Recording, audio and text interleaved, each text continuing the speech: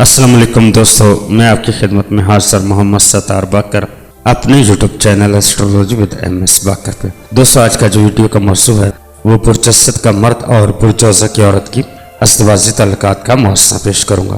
تو دوستو، ویڈیو کو آگے بڑھانے سے پہلے میں تمام دوستوں سے گزارش کروں گا کہ میرے چینل کو سبسکرائب کر لیں۔ جوزہ عورت اور اسد مرد کی رفاقت کامیاب ثابت ہوتی ہے، لیکن اسرار کی تعلق بھی دونوں کی رفاقت کا نتیجہ بھی بڑی کامیابیوں کی شکل میں نمودار ہوتا ہے۔ اسد مرد جوزہ عورت کو ہمہ وقت کچھ نہ کچھ بتاتا اور سکھاتا رہتا ہے۔ اسد مرد جوزہ عورت کو اس کی خامیوں سے بھی آگاہ کرتا ہے، اس کی غلطیوں کی نشاندہی کرتا ہے اور کھانے سے لے کر مذہبی اور سیاسی نظریات تک ہر معاملے میں نصیحت کرنا اپنا فرض سمجھتا ہے، جس سے بعض اوقات جوزہ عورت کو الجھن محسوس ہونے لگتی ہے۔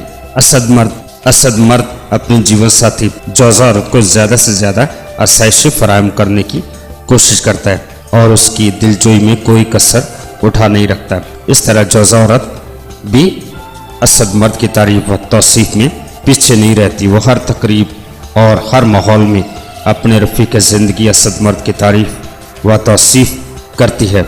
جو لوگ اس کی مخالفت کرتے ہیں ان سے تکرار پر آمادہ ہو جاتی ہے، وہ اس کی تعظیم کرتی ہے اور اس کے وقار کا بطور خاص خیال رکھتی ہے۔